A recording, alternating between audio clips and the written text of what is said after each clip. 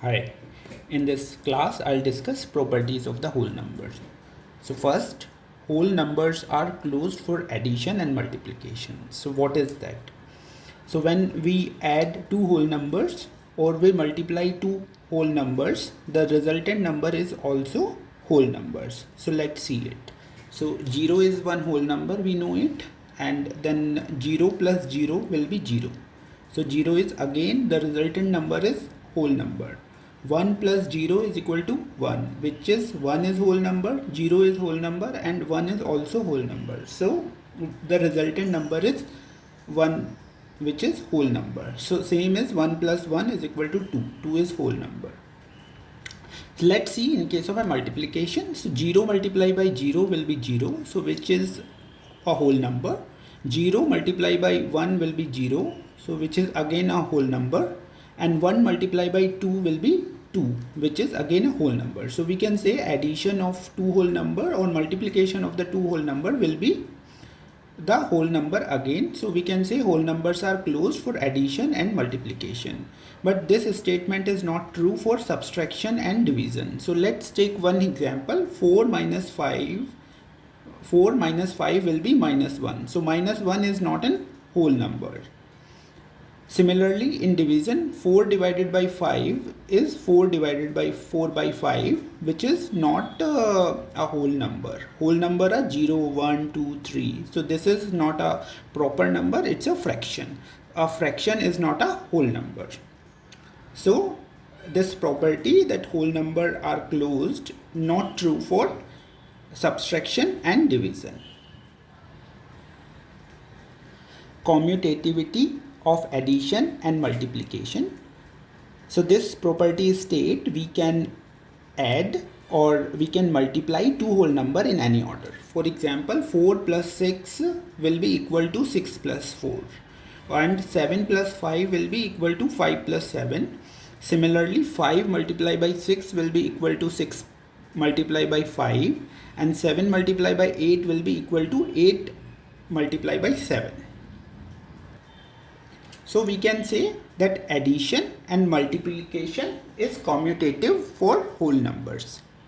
But that is not true for subtraction and division. So let's see why. 4 minus 5 is equal to not 5 minus 4. 4 minus 5 is equal to minus 1. 5 minus 4 is equal to 1. So which are two different numbers. 5 divided by 7 will be 5 by 7, which is not true for 7 divided by 5, which will be 7 by 5. So these two will not be same. So commutativity of addition and multiplication is true, but commutativity of subtraction and division is not true. So next is associativity of addition and multiplication. So this property states that the grouping of grouping of number for addition and multiplication does not change its result. For example, 2 plus 3 plus 4 can be grouped as 2 plus 3 plus 4, or they can be grouped as 2 plus 3 plus 4.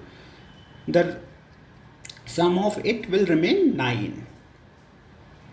And similarly for multiplication, 2 multiplied by 3 multiplied by 4 can be grouped either as 2 multiplied by 3 multiplied by 4 or 2 multiplied by 3 multiplied by 4. The result will remain the same, which is 24. So this property is called the associativity of addition and multiplication.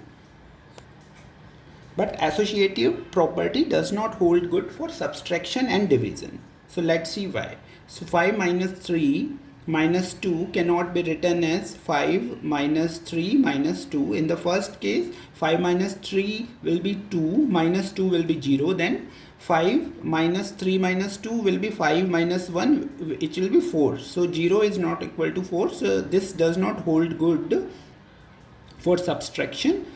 Let's see for division. 16 divided by 4 divided by 2, it will not be equal to 16 divided by 4 divided by 2, because 16 divided by 4 will be 2. 16 divided by 4 will be 4 divided by 2, which will be 2. here 16 divided by 4 divided by 2 will be 4 divided by 2 will be 2, then 16 divided by 2 will be 8.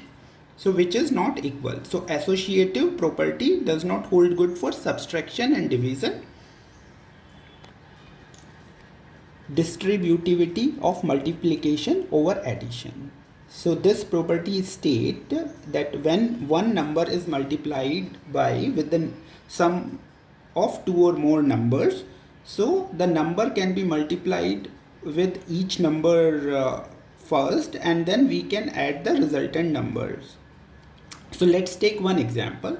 So if 6 is multiplied by 5 plus 3, so we can do 6 multiply by 5 and 6 multiply by 3, and the resultant number will be same as 6 multiply by 8 will be same as 6 multiply by 5 plus 6 multiply by 3, which will be 48, and here 30 plus 18 will be again 48. So this is called the distributivity of multiplication over addition. So let's now discuss two identities. So first is additive identity. So if any number is added and with 0, or 0 is added to any number, the resultant number will be the number itself.